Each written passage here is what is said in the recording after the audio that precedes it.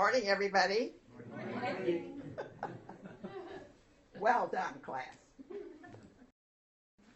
Last week, we completed our examination of Buddhism.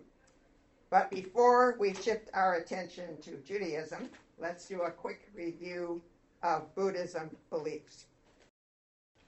First of all, at his enlightenment, the Buddha declared that he was a man, not a god. But legend says that the earth and the galaxies bore him witness. He spent 40 years teaching his Dharma, or doctrine. By 100 years after the Buddha's death, the Mahayana adherents believed that there were celestial bodhisattvas who, because they had postponed nirvana to help others, had extraordinary powers and bore the pain and suffering of others. Therefore, they can be adored and petitioned in prayer. You see the fine line we're walking here between divine powers and those of a man. Buddhists do not believe in an immortal soul. A personality to Buddhists is like a river or a candle flame, constantly changing. They do believe in reincarnation. What is reborn is a stream of consciousness which takes on a new personality. The ultimate goal, of course, is nirvana, the blowing out of desire and ignorance. The Dharma, or doctrine of the Buddha, and I talked about this last week, is the Four Noble Truths about suffering. That suffering can be overcome by ceasing to desire.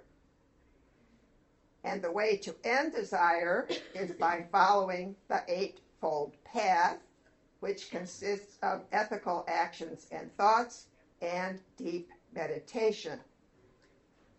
Respect the self of your fellow man as you respect your own. We also talked about the Buddhist concept of meditation, making an effort to be fully aware without attaching to thoughts or feelings. And if you remember last week, I talked about what I think is the difference between Western concept of meditation and Eastern concepts of meditation. I do think they are different. We also covered how to do sitting meditation and about mantras, which is a word or words chanted during meditation as a point of focus. And last, if you remember, I spent some time summarizing the stories told in Siddhartha by the German novelist Hermann Hesse, a novel about a young man's search for meaning by trying different approaches to life. It's almost as though he went through different lifetimes because they were so different. I encourage you to read Siddhartha because I think it captures the flavor of Buddhism without being too academic. Next, we turn to the questions you asked last week. And again, the questions are good, and I think they give us good focus. First question is, are there any current bodhisattvas, divine beings, in Buddhism? Many Mahayana Buddhists think that the current Dalai Lama is such a celestial being. However, he himself is very modest. He is very down to earth, and his two hallmarks are wisdom and compassion. Another question, is this a true statement?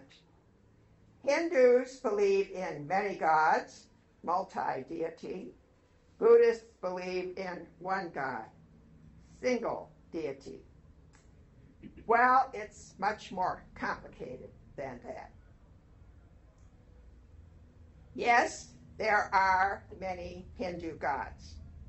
what we would call polytheism. And individual Hindu, common people like you and me, often will adopt a favorite god that they make their own and owe their devotion to. And the common ones are Shiva, for example. But in general, Hindus believe that you can have as many gods as you like because they are different expressions of the ultimate reality. So, do you call that polytheism or not? I don't know the answer. Okay, then we come to the Buddhists. Strictly speaking, there are no Buddhist gods. The Buddha is the awakened or enlightened one. However, he is revered and honored. Plus, there are other celestial bodhisattvas who bear the pain and suffering of others. They can be adored and petitioned in prayer. Does that make them gods or not? Again, it's a very fine line. Another question. This is a really good question, but thorny. If suffering is the result, now we're talking about Buddhism here. If suffering is the result of not following the rules, then do people think that if you are sick, you deserve it? And if so, why would they be compassionate toward people who are sick? In other words, if you're sick, it's your own fault. All right, as I said, this is a difficult question. It seems to me that suffering in the Buddhist view is not so much a result of not following the rules as it is caused by desire. Therefore, one ends desire by following the Eightfold Path. And we went through the Eightfold Path, right? Now, this is a personal response to this. The problem I have with the Eightfold Path is that its good ethics and even deep meditation will not extinguish or alleviate sickness, old age, or death. The physical things. It might extinguish wanting what you do not have. I think that's probably how it works. But the physical things, unless you make yourself impermeable to those things, which is perhaps what the whole idea is. And though it is not in the Eightfold Path, remember that compassion, because the other part of this question was, why should you feel compassion to people? Compassion is a pillar of Buddhism along with wisdom. Good question. I hope I have done it some justice.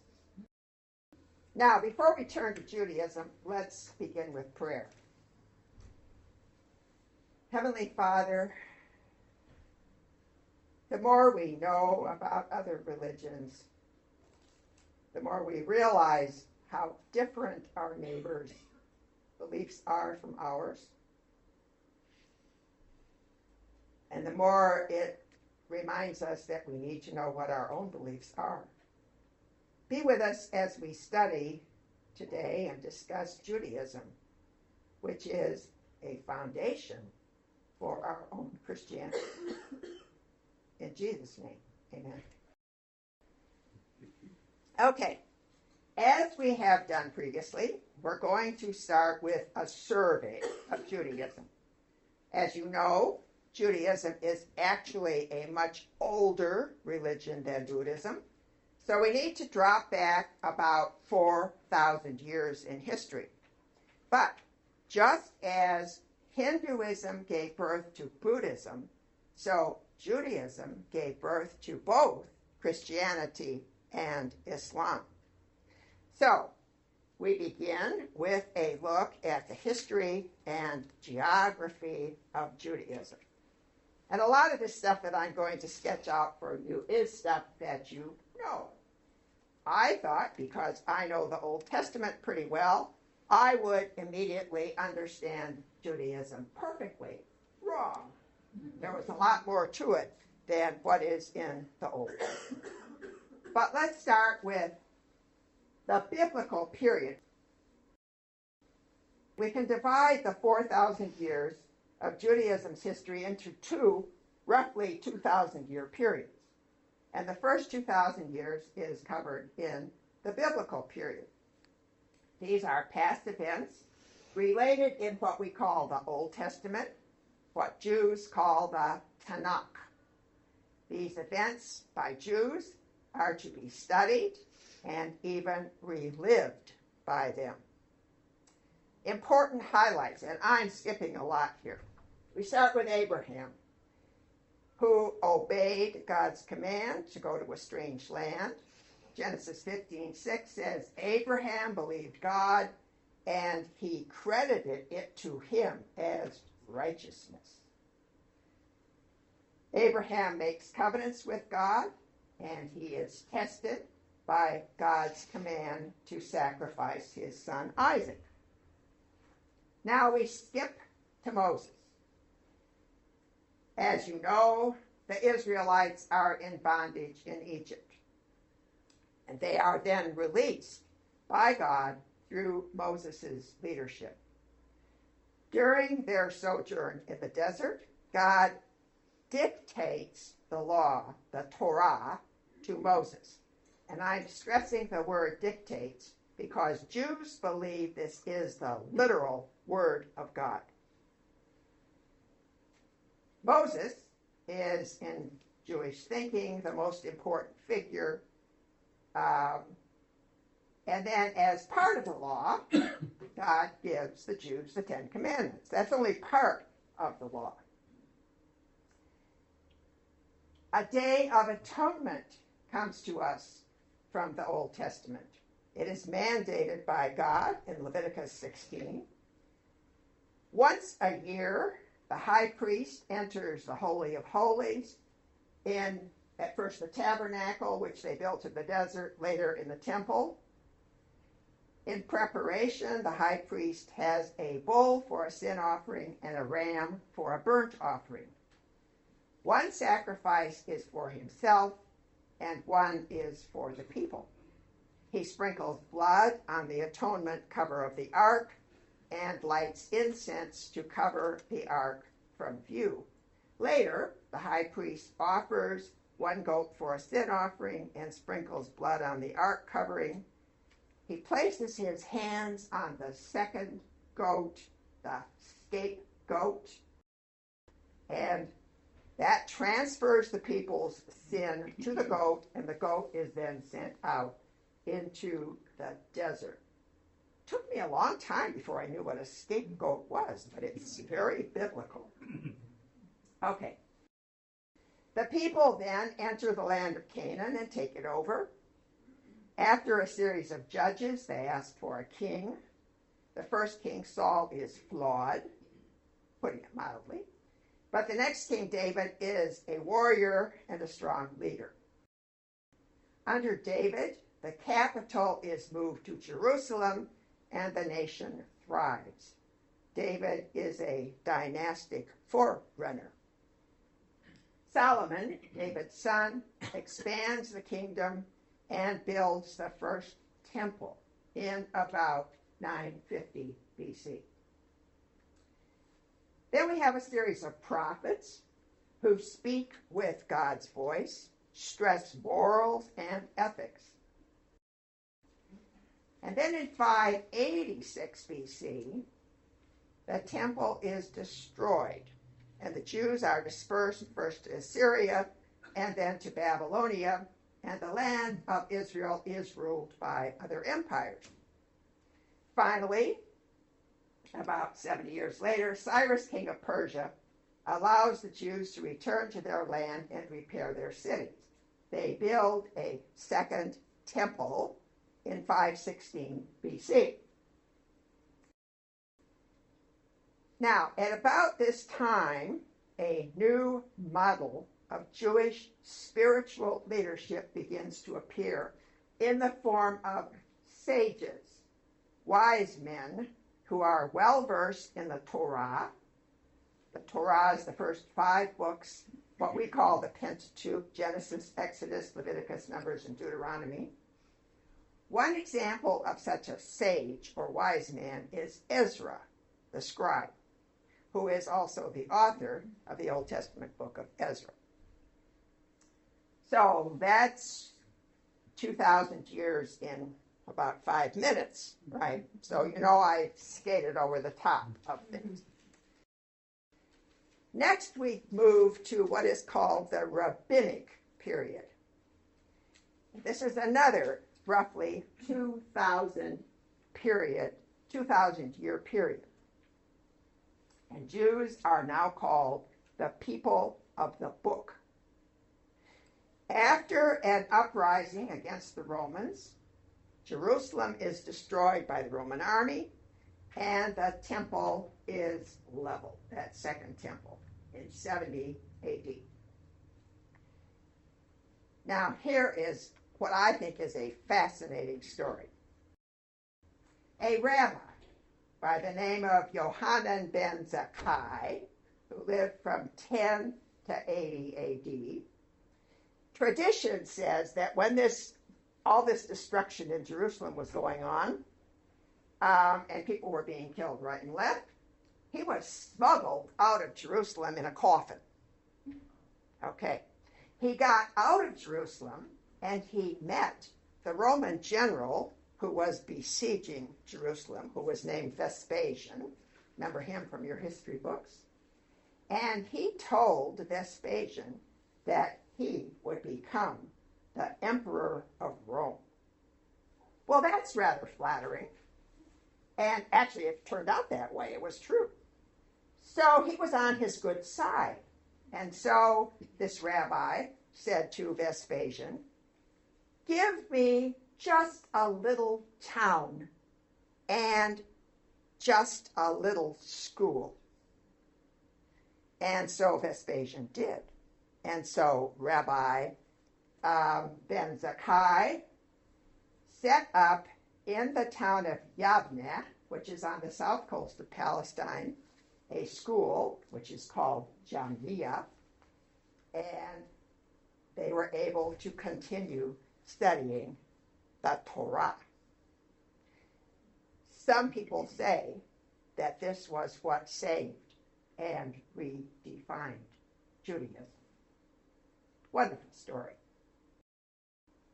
Now, because the temple has been destroyed, there are no sacrifices and there are no priests.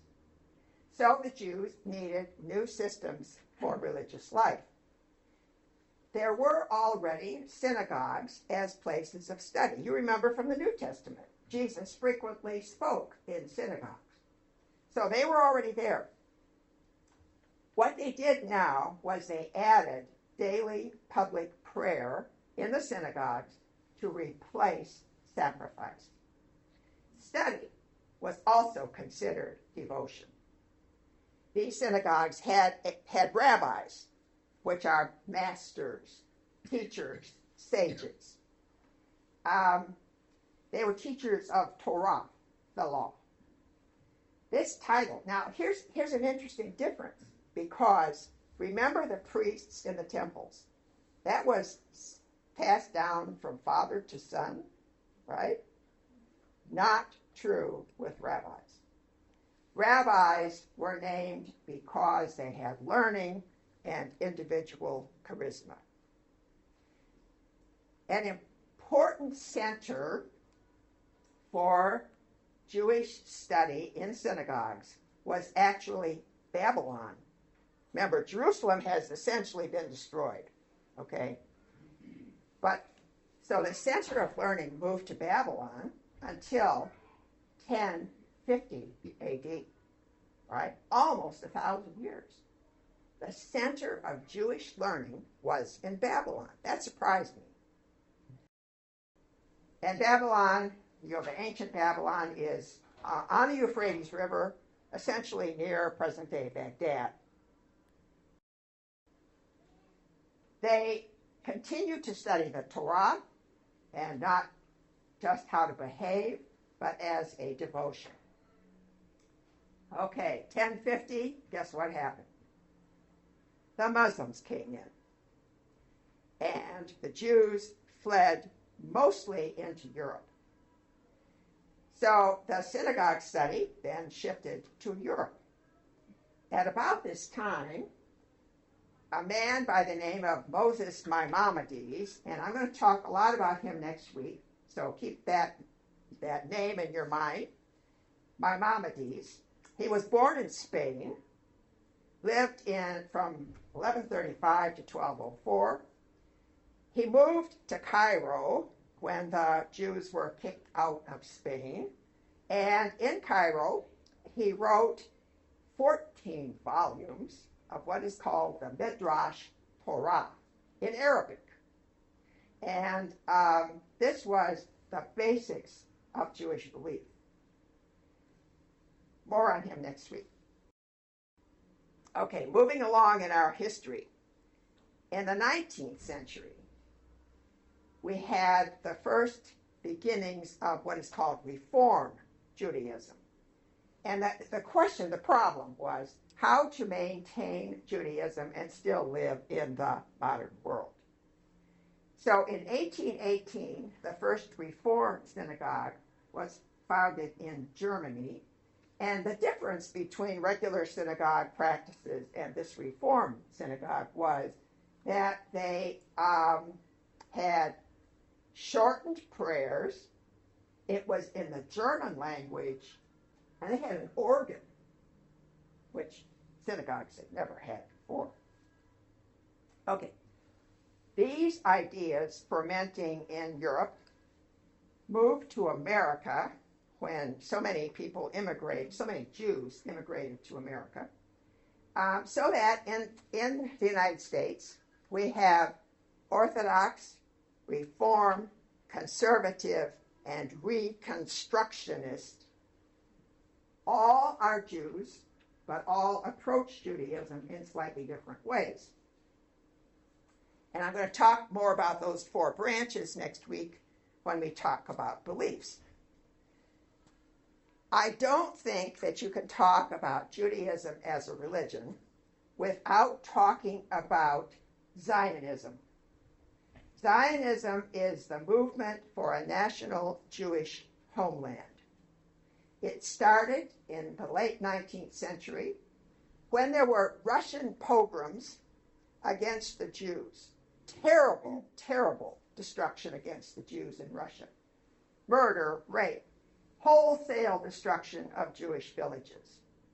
This caused many Russian Jews to emigrate. Many of them came to America. Some went to Palestine. Then in 1896, in France, a man by the name of Theodor Herzl, because of this kind of persecution, wrote a book called The Jewish State, an attempt at a modern solution to the Jewish question. A year later, Herzl convened the first Zionist Congress in Basel. Now, remember, you know that Zion is a mountain in Jerusalem, therefore Zion equals homeland, and so forth, which is where this Zionism gets its name. Herzl had three aims. The first was political. He was seeking to gain support for Jewish homeland from world leaders. The second was economic. He was seeking to raise funds to buy land from absentee Turkish landlords in Palestine. Buy land. Okay. He set up a Jewish National Fund, and I think this is a great story. People had small blue cans, tin cans, in their houses, Jews, in which they would put whatever money they could, and then those were collected and added to the Jewish National Fund. The third purpose was cultural. Herzl was pushing the rebirth of the Hebrew language and literature. You know, it had been a long time since the Jews had been kicked out of Jerusalem, and Hebrew as the common language had pretty much disappeared. So the intent was to bring back Hebrew as a common language, which, in fact, has happened in Israel. Okay, now, three things: political, economic, and cultural. Did you notice that there is not a religious aid at this point? That is not one of the things that Herzl was pushing for. However, Jews have always maintained that God gave them this land. Okay, moving along in this quick movement through history. In 1917, the British, who were in control of Palestine at this time, issued what is called the Balfour Declaration, in which they acknowledged the right of the Jews to a homeland in Palestine. This was a formal paper. And then at the end of World War I, in 1918, the British were given a mandate from the League of Nations to govern Palestine, so the Brits were in charge. By 1922, the British set up a separate state east of the Jordan River, which is Arab and was called Transjordan. Now it's just called Jordan. But remember, east of the Jordan River. So Palestine west, Jordan east. Okay. However, by the 1930s, there were so many people immigrating to Palestine that the Brits began to be nervous about this, and they began restricting immigration and the sad part is that they turned away many fleeing Jews during the 30s. Ships were literally sent back, and many of those Jews died. Then in 1947, after the Second World War, the Brits were suffering economically. They were overextended, and they gave up their mandate to govern Palestine, and they withdrew. And then in 1948, the United Nations partitioned Palestine into Jewish and Arab sections, and the state of Israel was born. Almost immediately, all of the Arab countries around Palestine, now Israel, attacked Israel.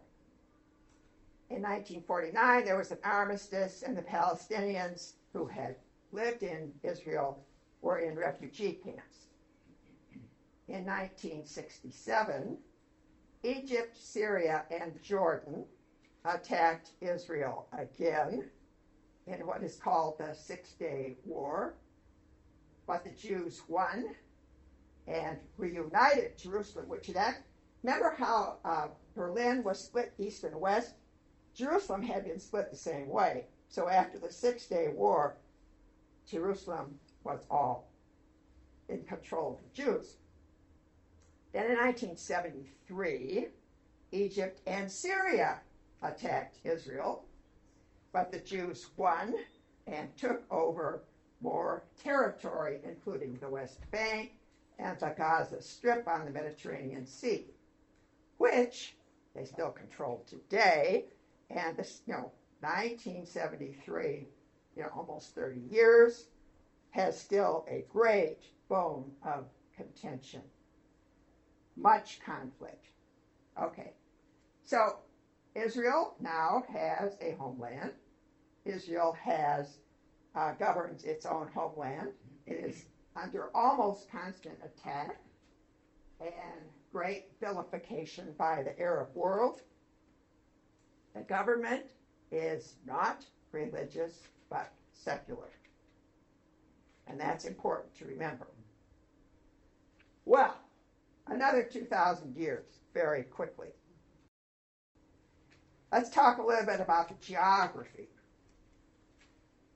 And it's important, I think, for this to understand that from the very beginning, with Abraham, Jews have been a dispersed people. Abraham came from Ur in northern Babylonia. He went to Canaan. Famine set in. They went to Egypt. They came back to Israel. Saul, David, and Solomon, the divided kingdom. They were conquered by Assyria. The northern kingdom was lost and went into exile. They were conquered by Babylonia in 586. They went into captivity in Babylon. Okay. They came back, had some years in Israel, and then Jerusalem was destroyed and the Jews were scattered. The center of learning was in Babylonia for 1,000 years. Then Jews moved into Europe because of the Muslim conquest in Babylon. So they're in Europe. Then they were expelled from Spain in 1492.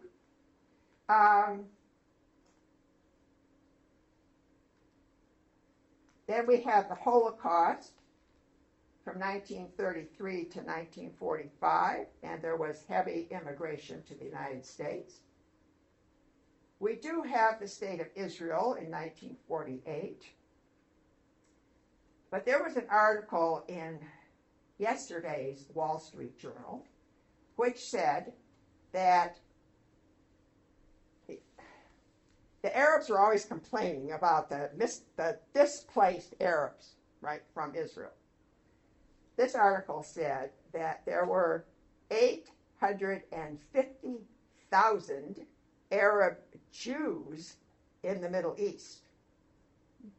Now there are only about 4,360, and most of them live in Morocco and Tunisia. So there has been severe displacement of Jewish populations as well. Size and importance of Judaism. Its size is relatively small. Only about 2% of the world population is Jewish. 1/3 of them live in Israel. About 1/2 live in the United States, and about 1/6 live in Europe. The name Judaism appeared in the 2nd century BC as a designation of a culture maintained by those linked to the land of Judea. Okay? Now, the writer, Elie Wiesel, talks about the fact that Judaism has great influence beyond its numbers. He says to be a Jew, you have to put the accent on to be and a Jew equally. One does not exclude the other. He says Jews are to serve God by acting as man's witness while reaffirming God's right to judge him. Jews opt for God and creation both. They do not oppose one to the other. Some distinguishing characteristics of Judaism as a religion are, first, it links its faith to God's promise to give the land to Abraham's offspring. So you cannot separate the religion from the land. Secondly, they were told to refrain from intermarriage, which gives Jews ethnic characteristics. So you have their link to the land and their heritage. Okay. Influence. I suppose their greatest influence is the fact that they are the source and background of the world's two largest religions, Christianity and Islam.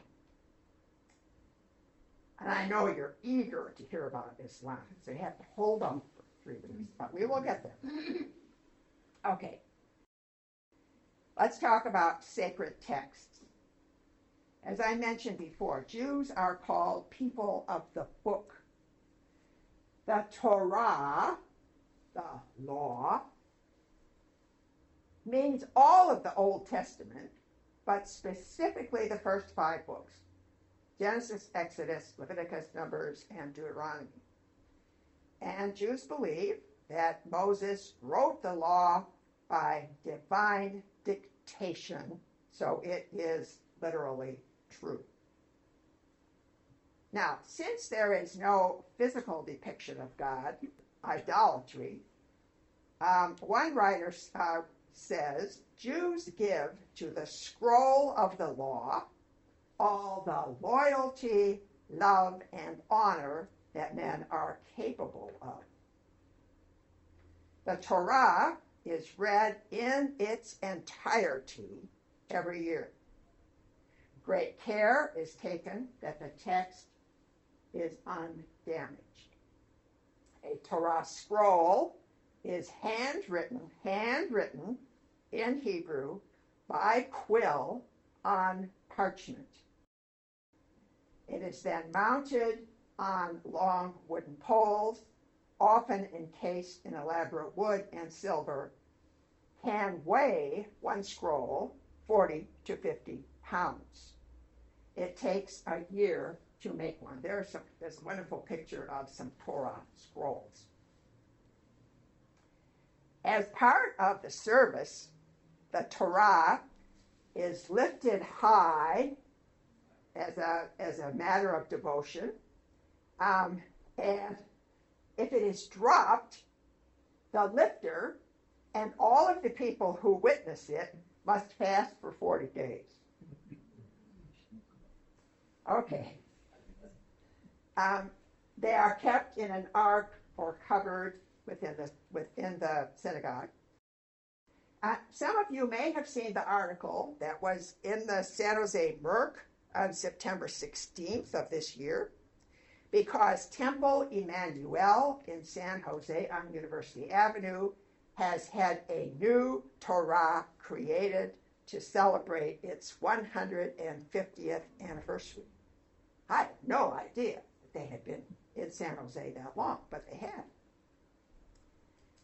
This Torah was first used on Rosh Hashanah. The project began in August 2011. They hired a scribe called a sofer from New York, and he was working on this all year, but he frequently came to San Jose, and they invited members of the temple to put their hand over his as he created a Hebrew letter, so that they participated in the creation of this Torah. Interestingly enough, they also invited the local San Jose Archbishop to put his hand over the scribes as well. Very interesting story, I think. So we got the first 5 books. We also have what the Jews call the writings, which include Psalms, prophets, and other books in the Old Testament. And now we come to the other sacred texts. The first one is the Mishnah, which is legal decisions based on the Torah.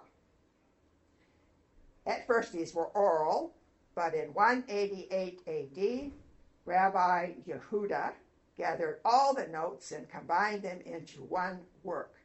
This includes marriage contracts, vows, and oaths, the court system. They are rabbinic decisions, that which is taught. The next one is the Talmud.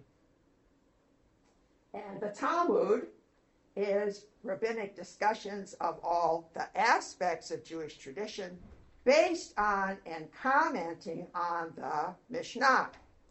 So you see what you have, a kind of a chain here.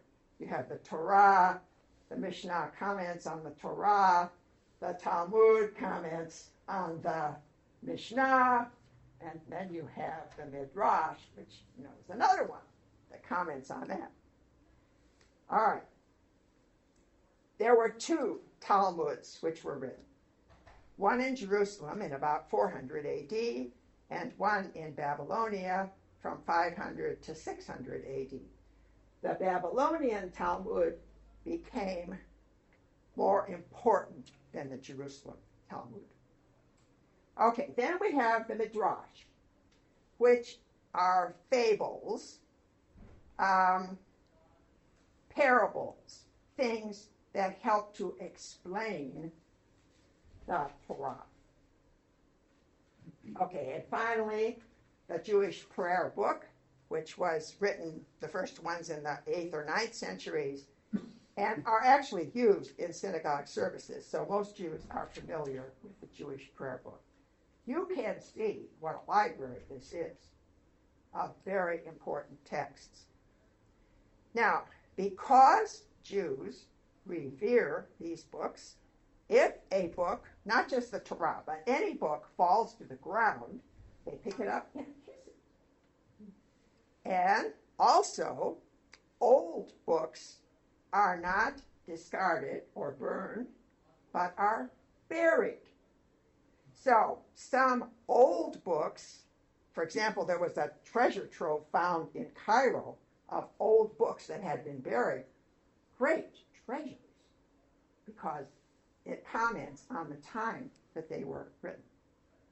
Okay. Notice that the Jewish Bible does not to set out to prove that there is a God. It describes God's role and relationship with the world. In other words, the fact of God is assumed. Now we turn to temples and holy places. Of course, there were two important temples in Jerusalem. Solomon's temple, which lasted 400 years, in which sacrifice was the primary means of worship. The second temple, which lasted about 600 years, from 516 BC to about 70 AD, when it was destroyed. There is still in Jerusalem what is called the Wailing Wall, which is a remnant of that temple, and Jews go there to mourn for the loss of that temple. Then we have synagogues. The word synagogue really means assembly. Interestingly enough, those of you who know about Jewish places of worship here know that some of them are called temples. Temples are in the Reform tradition. Okay, so if it's called a temple, it is a Reform synagogue. All right. Jews in the diaspora with no access to the temple developed these synagogues as early as the 3rd century BC in Egypt. And then, as I mentioned, prayer becomes the substitute for sacrifice. There is no required architecture. We have a couple of really nice slides here. The scrolls of the Torah are kept in an ark at the front. Prayers are recited facing Jerusalem. In the Orthodox portion of Jewish synagogues, the men and women would sit separately. Because the synagogues were a visible sign of Jews, you all remember what is called the Night of Shattered Glass in Germany, 1938, when hundreds of synagogues were deliberately destroyed by the Nazis. Synagogues have always also been considered a place for study as a kind of religious devotion, and prayer and acts of kindness are substitutes for sacrifice. The third place of worship is the home. Many homes will have a mezuzah on the doorpost with the Shema prayer. Hear, O Israel, the Lord our God, the Lord is one, posted on the doorpost. And, of course, there in the home is the celebration of the Sabbath meal on Friday evening. Worship, sacraments, and festivals. Morning weekday public prayer requires a quorum of 10 or a minyan. Men will wear a prayer shawl and those black leather boxes containing the biblical texts attached to the forehead and one arm with leather straps. The prayer begins with recitation from the Psalms and followed by recitation from 3 verses from the Torah. Deuteronomy 6, 4 through 9, love the Lord your God with all your heart and with all your soul and with all your strength. Deuteronomy 11, and I'm going to summarize this. There are rewards if you obey and punishment if you disobey. And then Numbers 15, that tells you to put tassels on your garments to remember the commands of the Lord. Prayer 3 times a day. A central prayer with 19 blessings, each of which details one of God's attributes like receiver of the dead and dispenser of wisdom. Then there is the Sabbath worship, which begins at sunset Friday and continues until evening the next day. As part of the meal, the woman lights candles. They are served a twisted loaf of bread, stuffed fish, and wine, and the family attends the synagogue on Saturday. There are no Jewish sacraments, but there are many symbols, especially on the high holy days in the fall. The first high holy day is Rosh Hashanah, and that begins with a blast from a ram's horn, which commemorates God's creation of the world. God is the ultimate ruler.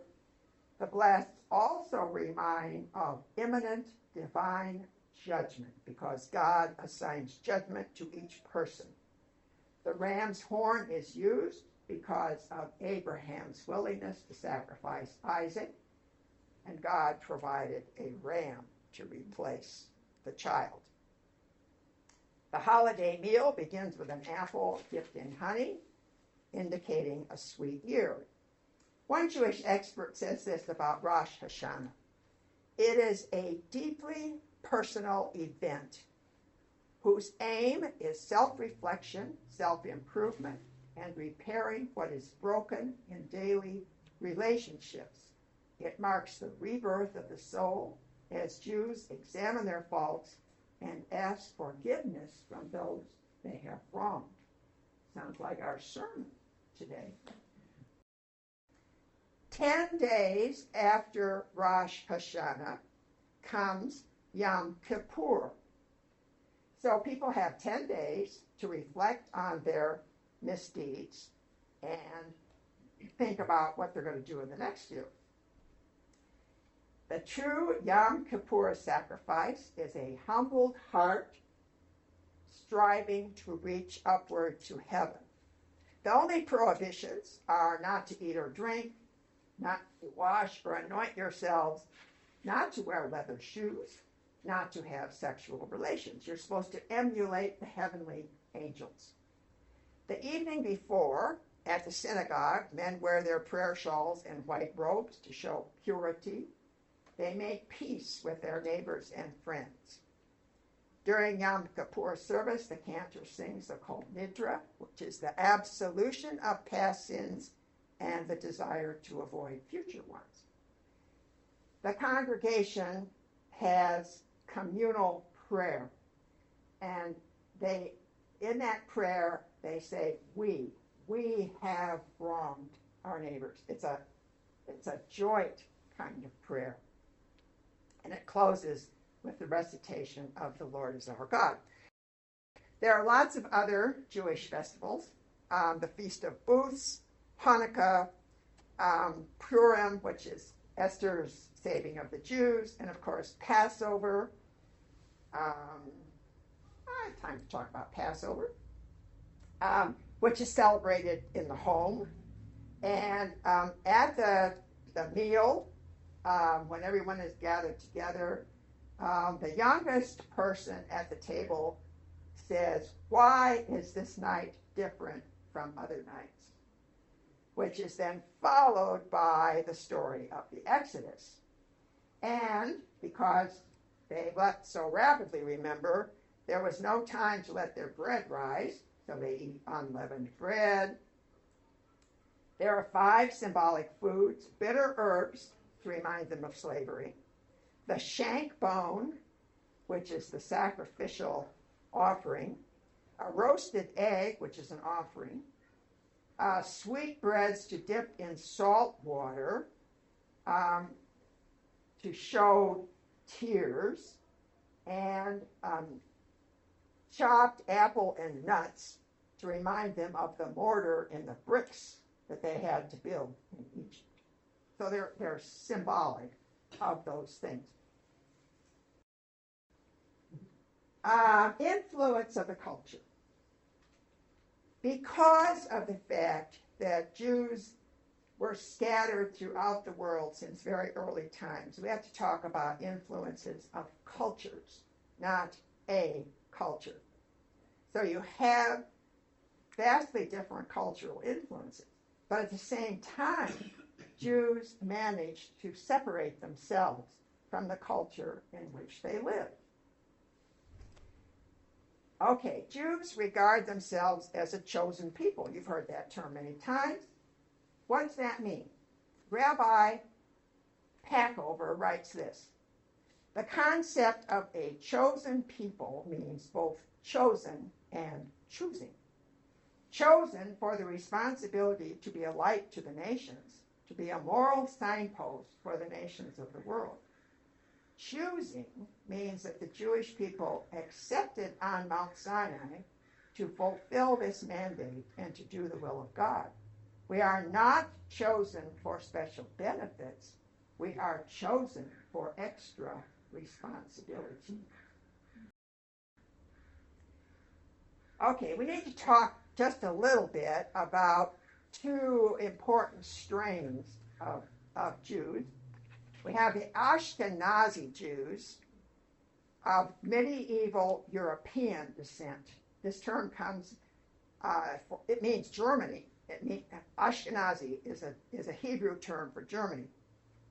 Came to be applied to all European Jews who came originally from Israel. And I read a recent article someplace that said that since we can do DNA testing now, that they have been able to trace the DNA of Ashkenazi Jews into the Jews of North Africa, which shows the incredible movement. The other major branch are the Sephardic Jews, who are Jews of Spanish descent, who migrated to North Africa, the Middle East, and portions of Europe. Sephardic is the Hebrew term for Spain. This group came originally from Babylonia, which was, a major center of Jewish life. Okay. You cannot talk about Judaism without talking about what happened to the Jews over the centuries. For example, Jews were expelled from France 3 times between 1306 and 1394. They were expelled from Germany because they were blamed for the bubonic plague in 1348. They were expelled from Spain in 1492, from Portugal in 1496. The Turks welcomed Jews from 1517 to 1543. They were in Italy. They were forced into ghettos in 1516. And in 1648, the Jews were massacred in Poland.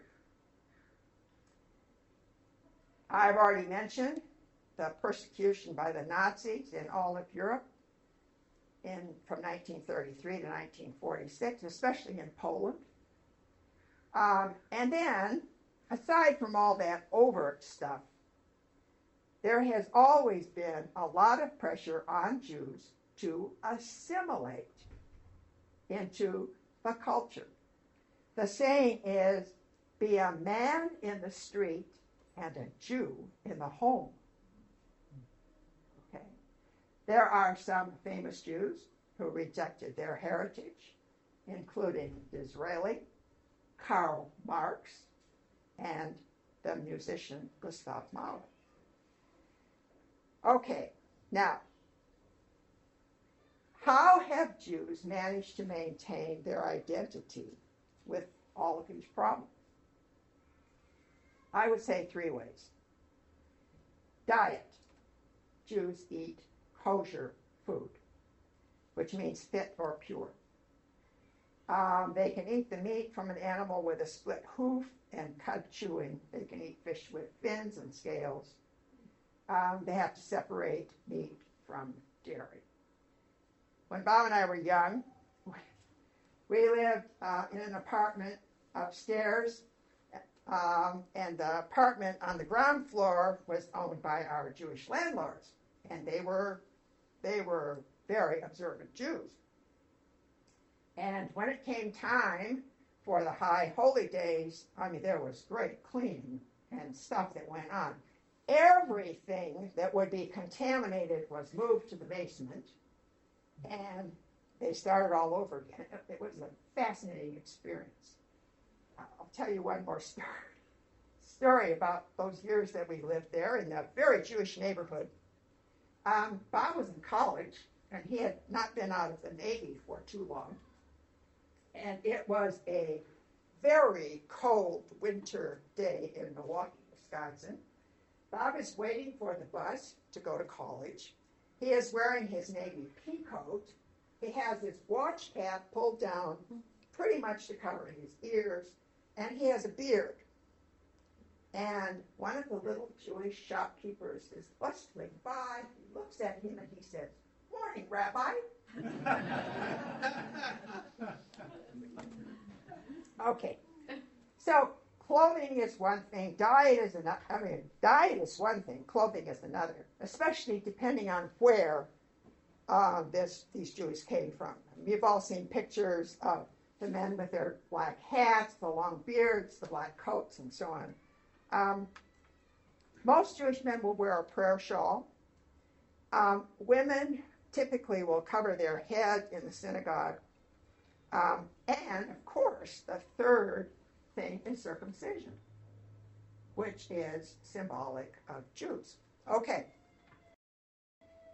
Finally, what influence have Jews had?